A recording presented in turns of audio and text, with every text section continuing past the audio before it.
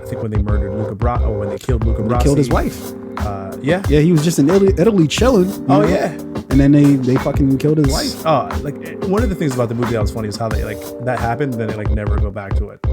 He's just like, they killed his wife, and then he's like, all right, well, I gotta go back to the States now.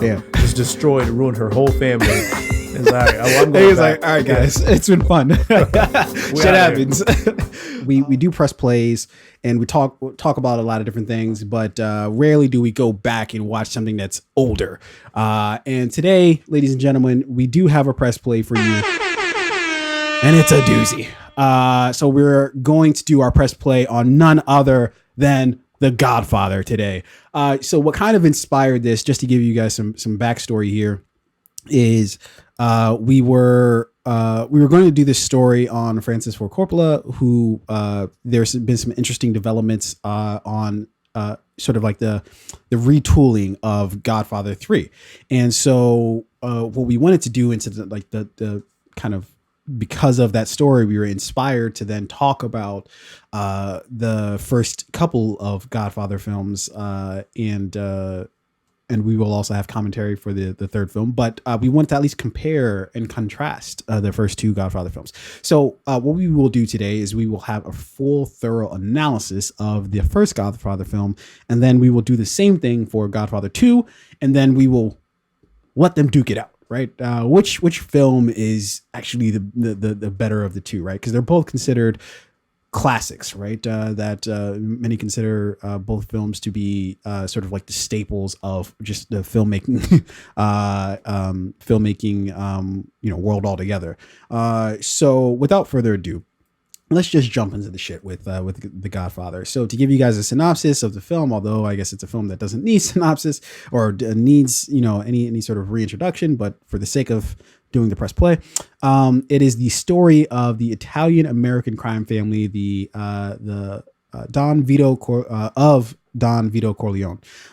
When the Don's youngest son, Michael, reluctantly joins the mafia, he becomes involved in the inevitable cycle of violence and betrayal. Although Michael tries to maintain a normal relationship with his wife, Kay, he is drawn deeper into the family business. This film, of course, was directed by Francis Ford Coppola and written by Coppola as well, and is based off Mario Puzo's book, and Mario as well wrote or co-wrote the screenplay with Coppola. And so, let's just jump into the plot of the film. Now, this was your first time seeing the film in quite some time, since your escapades of trying to have relations and being quite unsuccessful because of a very, very clever father. My plot was foiled. It was foiled. He foiled your plot there. What do we think of the plot of this film? So when I look at this film, to me, it's like a family drama, family story, right? It's the family business of the Corleones, who I believe they were in the olive oil business as well as some organized crime. Yeah. Or the olive oil business was the front for the organized crime. Sure. So this is a family drama with obviously the patriarch of the family being Don Corleone, his two sons, Michael and Sonny, and the daughter. There's a third. And I think there was Fredo. a daughter. Yeah. Fredo was the third brother. Yeah, or I don't think there was a daughter. There's definitely a daughter. And she was played by, I forget her name right now. Let's just call her Adrian. So Adrian, she's the same character in every movie. I honestly didn't know she did in other movies other than I saw her in this movie. I was like, oh shit. She's been in two iconic films. Yeah, no. Well, she's been in...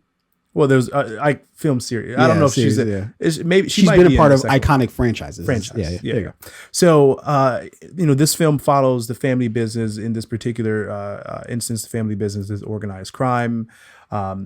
It seems like this Don Corleone is like doing his best to keep the business and his family together among highly competitive organized crime. By the way, this is going to bother me. I think it's pronounced Corleone. Corleone. Not Corleone? Yeah, I think leave the E at the end. Corleone? Yeah. Just Corleone? Yeah, I believe so, yeah. Corleone. So, I mean, that's the way I follow the plot of this movie. This movie is telling like this family story.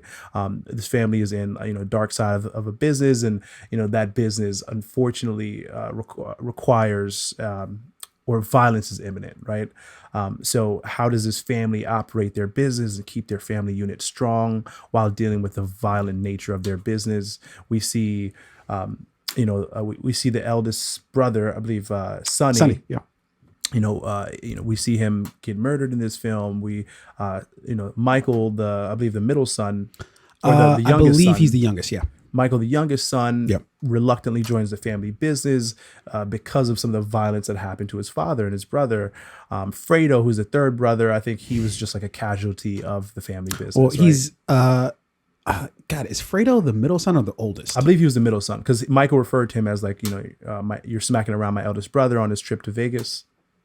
Yeah, but that he's talking to he's talking about Fredo in that case. I think Fredo is the oldest, and then Sonny. I'm sorry, Sonny was the because I actually watched the second one. It goes Sonny, Fredo, and then Michael. So yeah, Michael's the youngest son. That's how I see this movie. The plot of this film is it's really a family story. And again, the family business is just organized crime, and how do we navigate this organized crime as a family? There are going to be some losses, there are going to be some casualties. We see Michael reluctantly step into the family business, which I think happens a lot, whether you're in organized crime or not. As the children of someone like Don Corleone or a business owner, even if your father owns a restaurant, like you sometimes reluctantly get pulled into that family business, whether you want to or not. In this case, Michael gets pulled in to become the Don of this crime family. Yeah. And I think that, and kind of piggybacking off of that, I think that the movie, and I can see why, it's considered a modern classic, or not a modern classic, but just a classic period, right? Is that there are so many different lines, and if we're using Tenet here, it doesn't have inversion in it, but there's so many cross-connecting sort of themes and ideas in this film, and one of them is that idea of family and the family business, right? That even if it was, think of because I have friends who it's, oh, I'm just going to go work for dad. Once I get out of college and like everything's cool, then I'm just going to go work for dad and it's all going to be good. And I'll continue to do it. Like if the parent is, a medical professional, then the child is most likely going to be like, you're going to med school and that's it. Exactly. And it's whether it's through force, in terms of like the parent basically saying like, hey, this is what you're going to do, or in Vito's case where he went the opposite route of like, no, I don't want you to do any of this. Do the opposite of this. And then somehow Michael keeps, gets sort of pulled into that life. But I will say that one of the major themes of this film, instead of doing like a play-by-play of like how the movie sort of unfolds, because I think everybody's sort of seen Godfather at this point. Hopefully it was not under the duress of the direction of a father of your girlfriend. But this movie, it explores the idea of power. And that was one thing that kind of stuck with me through watching the movie, was this idea. And you can see it sort of illustrated in so many different ways. But one of the ways that's more specific is through just the three sons, right? So, okay, you have the three different aspects of power, right? Or you have two aspects of power. You can have power through brawn or brain, right? Mm-hmm. Fredo is an example of when you have no power, no brawn, no brain, right? And that's why everybody's just like, yeah, he's the fuck up the family. Nobody cares about him. He's a loser, right? Yeah. Sonny is all brawn, no brain, right? So he's just full steam ahead. I'm just going to whoop somebody's ass, yada, yada, right? Michael has both brawn and brain, right? And that he's willing, he's a war vet, so physically he's with the shits, Yeah. He can do the work, the dirty work himself if he needs absolutely. to. We saw that at the restaurant scene. At the restaurant scene, or and then you can see his brain when he came up with the scheme for the restaurant where mm-hmm. they go shoot the rival or the dude, and I think it was Salozzo that he was shot. Saltino, was it? Saltino was. Never mind. Yeah. I don't know who that. I made that up. Fair enough. That was a different movie. There you go.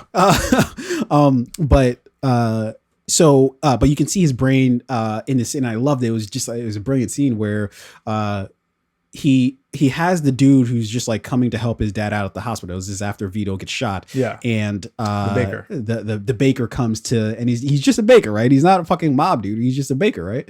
But he knows that they're going to kill Vito if they can't show them that, hey, our dad is like protected by like some muscle here. So what they do is they just stand there with their fucking collars up, you know, and stand as if they have guns in their pocket. And so when the dudes drive by to go and assassinate them, they're like, oh shit, there's some like, you know, soldiers standing outside, so we can't really get to them. It's just like, that's quick thinking, you know, and it's just like that shows you that at least showed you a little bit of what was to come as far as Michael goes. As far as, and that's not something Sonny would have done, right? Sonny would have just come in guns a blazing, or Fredo would have just been like, I don't know what to do. And his dad would have got, you know, that's actually how Vito gets shot, is because Fredo was just like, he literally, the bag. He drops the gun. He gets out of the car. He just drops the gun. He's like, I don't know what to do. So you can see the different levels of how you get to both leadership and power through the sons, right? And they have different approaches, and there's only one who actually succeeds at it, which is Michael, because he has both brawn and brain.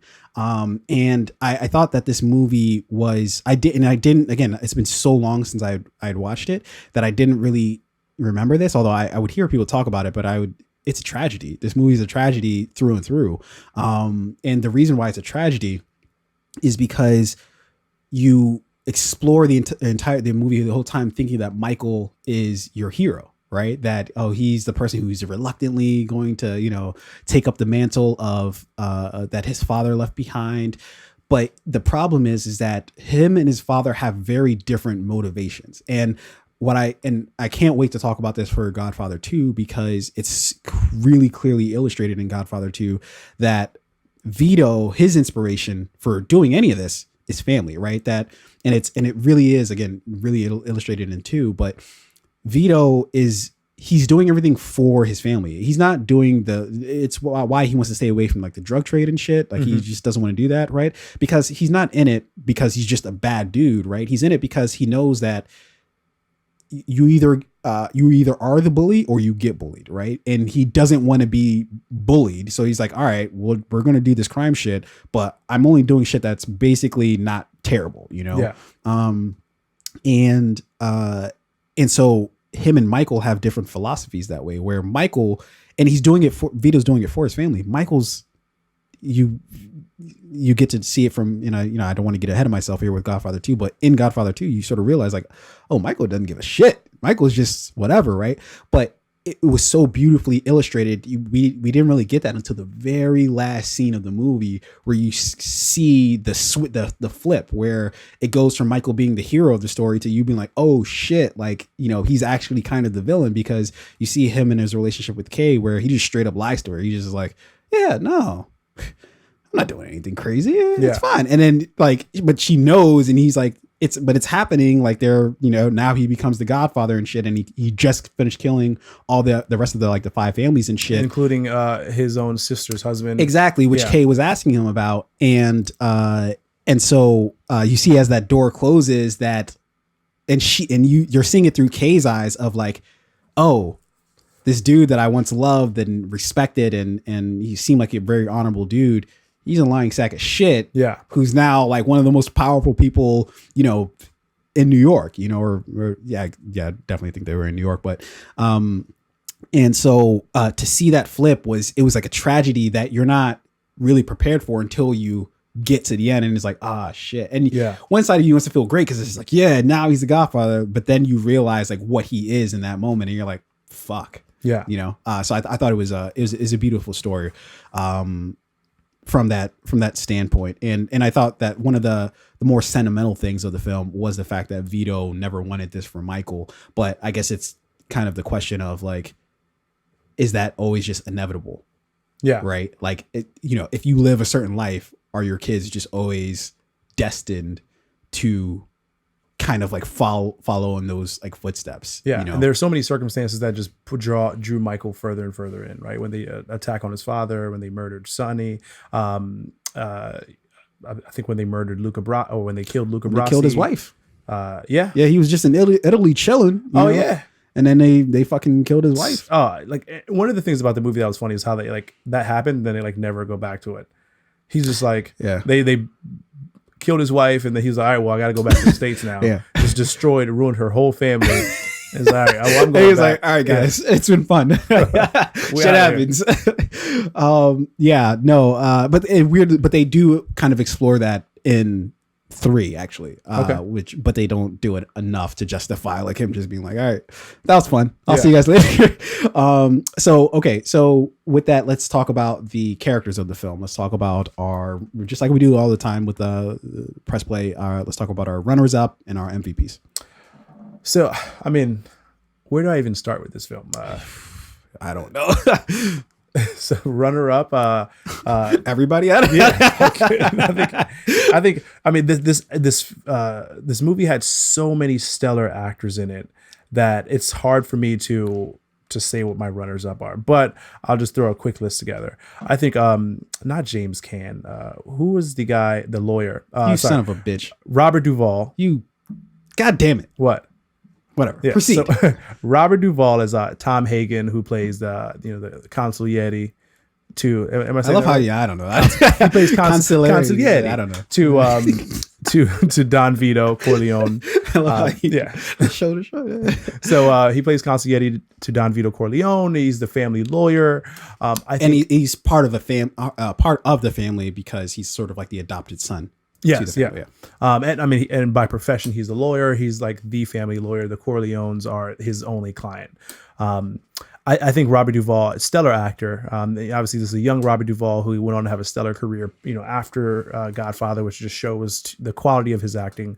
I think he played the character of Tom Hagen beautifully. He wasn't as like aggressive with his character as for example, Sonny was.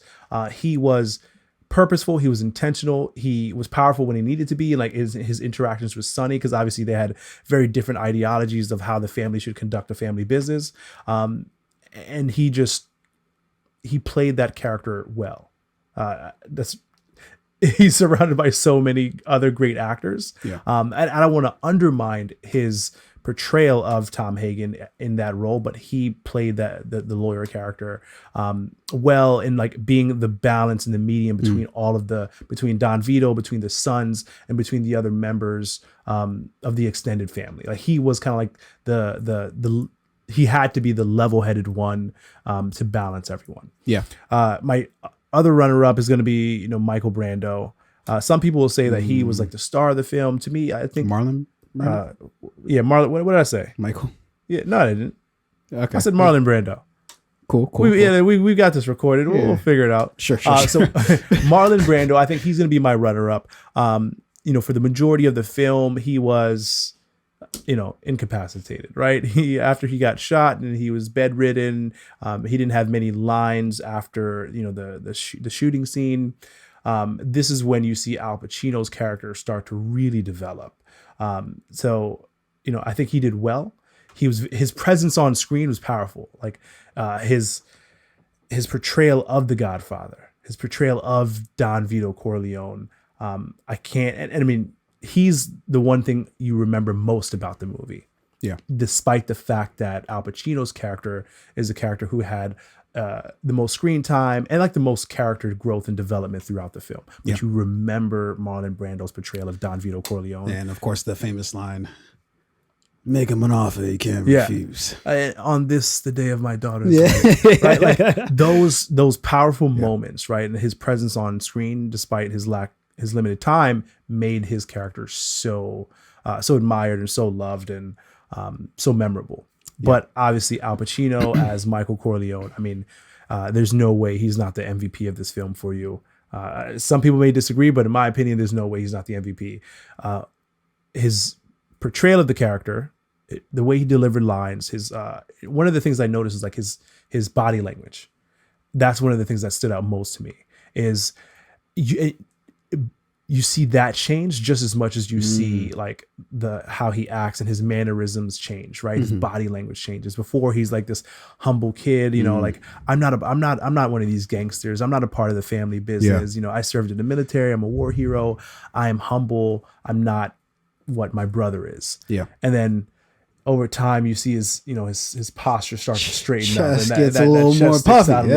And he becomes a bit much more like direct in like his dictation of what he wants done. Like before, he's like, he'll ask you like, "May I have? Can we? Please?" Now it's like, "You're gonna do this for me," right? And that's the end of the conversation. And we really see that come full circle in that last scene, when the door's closing, you see them kissing the hand. That's when he's really matured, and he's really accepted his new role as the Don. And again, his progression throughout the movie, like that to me was just masterful. The way he portrayed this character. Yeah. So the reason I was calling you all those names earlier is because you took my list. Yeah. And I thought I was being clever. With, in order? Huh? In order? In order. Yeah. Yeah. So I thought Robert Duvall, a very muted performance as Tom Hagen. But it was exactly what the movie needed as a counterbalance to like everybody who's a part of the family proper, right? Yeah. It was a nice. He looked different. He acted different. Spoke differently than everybody else. And I thought it was really tremendous, like counterbalance, and he did it really well. And he seemed every bit of a lawyer, right? And from the way that he argued things, and his thought process. So it was a great character development, not just from his portrayal of the character, but from what was on the page, meaning that the story arc that he sort of took on. I thought it was beautiful, but yeah, and I won't make this long because you already said a lot of things that I was going to say, but yeah, Al Pacino as Michael Corleone. How do you get better than that? Really, he goes from being this really, just like you said, this really sort of meekish kind of like, hey, what's up, guys? To like, I'm the fucking Don, like, and you see every inch of that character development throughout the film. Like even if you don't want to see it, even if you're not used to analyzing films, even if you don't care about analyzing films, you can't help but notice that like he goes from being this like kind of like, whatever person to like, he's a fucking boss, and you can see his, not only it was an acceptance of that role, but it was like bless you.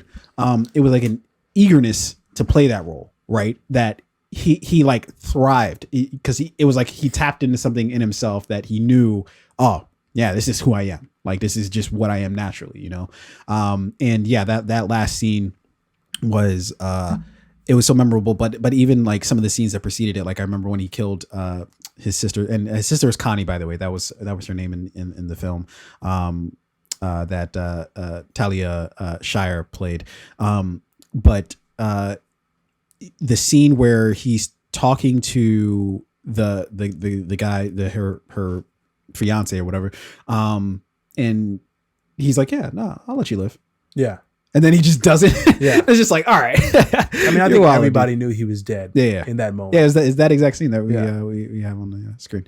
I thought that was a brilliant moment, and is where Al Pacino, if you could just look at up here, he has every bit of swagger of somebody who's stepping into the roles of being the boss or the head of a corporation. If you were to think of like the mafia as a corporation, which I think that's a lot of the things that you sort of notice is that that's what they try to do with that's what they try to do with the mafia in this case, is make them seem like, hey, this is a business, you know, and we're running it like a business. And so Michael basically just steps into the CEO of his particular corporation, and you see him sort of thrive in that scenario. Let's talk about the cinematography of the film. And I should have said the casting by credit on the film was Louis DiGimano. I don't know, something I can't pronounce. Andrea Eastman and not Robert Duvall like I currently have. I think we put Robert Duvall in the wrong place, but I think it was like the third person as well. But anyways, the cinematographer for the film was Gordon Willis. What do you think about the cinematography? So I mean, for cinematography, I have to acknowledge the time in which this film was shot. Right, I believe this film came out in 1972. Yeah, and obviously this was shot on film, not not a digital camera as we have today. Yeah. Red cameras back so then. Yeah. What you have are, I mean, the grain, the texture of it. When you're watching it today, I think that adds to the allure of the film. I see why people would watch it today and like love it, right? Just because of the texture to it. But this film, they didn't have the dynamic camera angles like you would see in maybe movies today. There's no like drone footage that can be used. There's no digital effects. They didn't need any of that back then. What I appreciated the most was when somebody got shot. I feel like they had some interesting ways of displaying like blood packets. I always love like the death scenes. The death scenes in The Godfather are just like so fucking overly dramatic and like, you know, just like so weird. Like he just gets shot and like instead of like the blood splattering everywhere, it'll like pour and out, then the blood will pour out. It's awesome. But what I did appreciate was like because this film is, again, you know, it's telling this family story. So a lot of the story involves like longer conversations between father and son, brother and brother, lawyer and brother, different family members, different members of the family business. So it's, you know, longer takes, right? Longer takes, slow pans, very intimate shooting. I appreciated that aspect of it. Again, there's nothing particularly dynamic from my one time viewing this film. You've seen it more than I have. You probably have been able to like dissect it a little bit more. Yeah. But I did appreciate how this film captured, especially when Michael was out in Italy, how this film captured the environment so well. Without saying where they were, you can kind of get a feel for the environment. Sure. And again, that's with like the long takes, the slow pans. You know, one of the scenes that I love the most is after Michael's wedding, when the whole village is kind of going on that long walk, and then you see the long take of him and his wife walking up that like dirt road, and then followed behind them was like I guess like the mother and the sisters and the aunts of the girl, and then followed behind him were the two bodyguards, and it was just like one long take. Shots like those I really appreciated. Yeah. So in speaking about the cinematography of the film, the one thing that I can say that you notice right off the bat with the film is how dark it is. Very dark film, right? Except for in certain moments, right? And what they did, and which was a creatively genius idea, because if you think back to this time period, up until I think right around this point with The Godfather, a lot of movies were just like really bright, right? That you get a lot of you don't get a lot of texture when it comes to sort of like the layers of using things like shadows, right? One of the things that was like a brilliant move for the movie was using shadows to their advantage for the film. One of the major things is you have this like duality. They use shadows to convey duality in this, in that like you always know that there's a dark side to somebody because like literally like half of their face is masked in darkness. Like you can even see it with some of the stuff we have on screen right now. And what's so interesting about it is like looking at the progression of Michael's character, you see him slip decidedly into that sort of darkness, where at the beginning of the film everything's lit. You know, if we talk about the wedding, I think it was is one of Vito's daughter's weddings. I think it was Connie. Was it Connie's wedding? That's when she was marrying her husband. Oh, and she was going to get married again. Was that who gets? I forget who the fuck. It was Connie's wedding. It was Connie's wedding at the beginning. So then, who the fuck does Sonny want to kill? Or no? Okay, so that is the same dude. Yeah. So that's who she married. So who the fuck? Who does Michael kill then? She kills. So Sonny never killed him. Oh yeah. Remember, Sonny was on her, so that's not her fiance. That's his actual like brother-in-law. Yeah, Michael's. Okay. I got lost there for a sec. So if you look at sort of like Michael's arc, you can mirror that to just how much he sort of slips into to the darkness. Like when you start with Connie's wedding at the beginning of the film, you see Michael's just, you know, there's no shadows, there's no nothing, but you can see like Vito when he goes to do the business, right? It's in this dark room, you know, the shadows are heavy, but then Michael doesn't want anything to do with that, so you rarely see Michael in those scenes at all. Yeah. And then as the movie sort of progresses on, you see sort of how like Michael starts to, now he's wearing the hats, now he's, you know, slipping a little bit more into that. So I thought that was like a genius a way to convey what we know is happening, right? That to see, so and the more I guess the worse a person is, the harsher the shadow is, right? Mm-hmm. Because now the line is really being cut, that, you know, they've got this really dark side, you know? And so yeah, so I love how that duality's sort of conveyed. But then also too, when you know, this has less to do with the cinematography, but just like a little tidbit, obviously, like the introduction of the color orange, or just oranges period, is a sign of death in the film. That every time somebody dies in the film, there's like an orange around, right? Like, so if you talk about Vito, when he died, he was cutting up oranges and making the face for the kid. Yeah, even when he got shot, I think he was at the market. He was checking out buying some oranges and peppers. Exactly. So that's another, and there's just so many things like that with this film, where they just added in like little tidbits that you just, you know, you figure out only with your 100th time of like watching the film, like, oh, hey, here's this thing that I never noticed before. Yeah. And so I'm going to go back and watch this film, you know, again and again, just so I can pick up, because it really is a beautifully made film. So with that being said, let's talk about the soundtrack real quick. I think I'll start this off. So the music credit for this is Nino Rota, and so obviously we get the iconic Godfather theme. So the reason why I love it in this movie is because it adds this like sort of like simmering like dread, right? Like you hear sort of like that trumpet, and you know something is coming, right? Like, you know, some sort of evil something or whatever is going to come. And then also it takes the film and it puts it in even before, you know, the film is supposed to be depicting like around 1942 or just after maybe the war. Oh, it was just after the war, because Michael's back from the war. But it's somewhere in the 1940s. This film is supposed to be taking place. Mm-hmm. You even get you know, you start to get remnants of like even a time before that, because it sounds old. It sounds like maybe some sort of old Italian, you know, whatever that's being sort of played.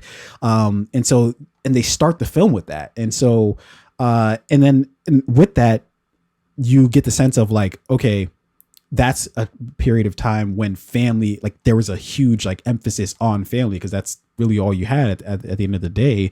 And so that's a theme of the movie, right? Is this sense of family, of like, oh, you always got to be loyal to the family, never betray the family, and all that matters at the end of the day is the family. And so I think the theme, it transports you back to a time when that was paramount, right? Yeah. And that's a strong theme within the movie. So I think that the theme helped just as much as any character in terms of like conveying that, and that perhaps perhaps the movie wouldn't be the same without that same sort of like sentiment.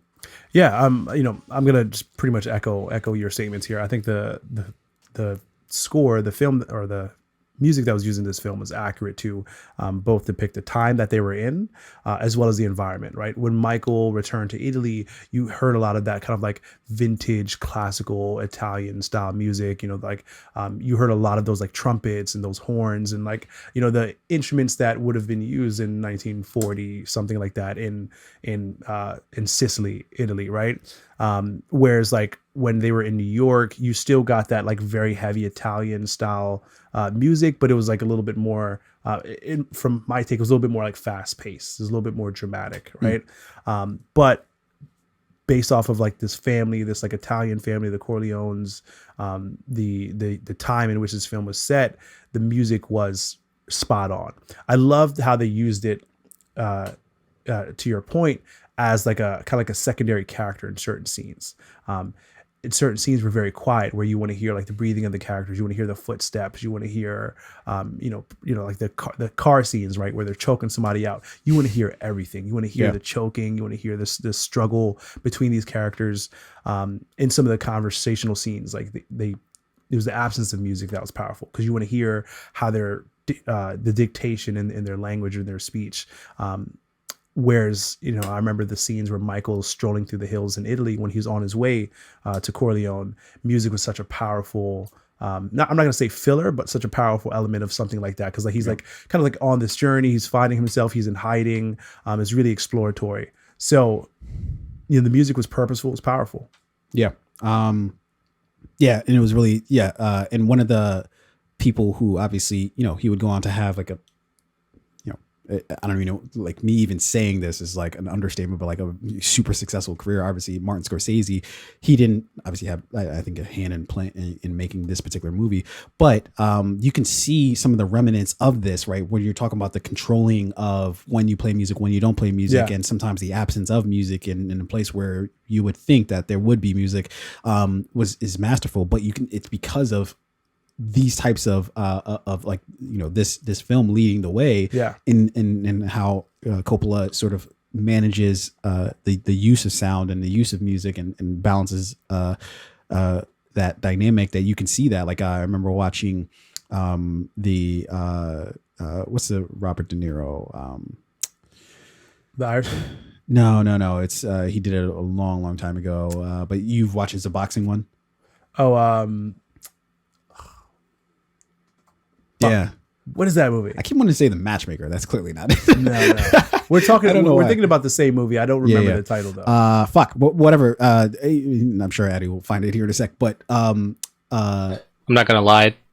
There's a lot of Robert De Niro movies where he plays. So there's like Raging Bull. There. Yeah. All right. I should have just went with the first one. So yeah, Raging Bull. Phenomenal use of controlling sound and adding elements of sound in certain places and removing it from others. Brilliant. And you can see some of the beginnings of that when you watch movies like The Godfather. You can see, just like you said, how he's able to sort of balance what scenes you use it in, what scenes you don't use it in. You don't just spread it across everything. And I think that's one of the things that, from movies nowadays that is sort of missing is like music is like an afterthought. It's thought of as like less of a character than it's just, you're not meant to like notice the music, right? Yeah, and I think you can even notice that in how like we refer to it. Like it was, it used to be like a score, right? Like what is the score of this film? Now it's just like the soundtrack. Like what is the music that was featured in this movie? We'll put out a soundtrack album that you can get like on the Apple score Music. is not really like who gives a shit about the score, but yeah, this is a brilliant movie. I think going back and watching it, because I watched it a really long time ago when I was a kid, and I didn't appreciate it at all. I thought it was deathly boring. But enjoying it as an adult, I can't say enough about how much is packed into this movie, and it is like 18 hours long, but it deserves to be that long. Like it's justified. No inch of this movie I think is really wasted. I think it's a fantastic movie through and through, and a lot of themes and things like that they deal with are complex things that are very interesting and apply to I think apply to life, period, right? Yeah. This idea of power and our aspirations to get it, and then what happens once we get there. Who do we become, or does it just reveal who we already were? So yeah, love The Godfather. We press play on it. Hope you guys do too. Leave a comment in the comment section below, however you're listening to us, whether it's on podcast or through like YouTube. Let us know what you think about The Godfather. Did we miss anything? Which I'm sure we definitely did. And comment and share. Don't forget to like and subscribe and all that other shiznit. But with all that being said, we will come back next week and we will follow this up with a conversation about Godfather 2. Yes. And then we will let the two duke it out as far as what we think, what was the better film? What was the better, the more worthy film of being called, masterpiece in that case, although they both, in my respect, deserve to be called that. But anyways, so we will come back, finish up this conversation next week with Godfather 2.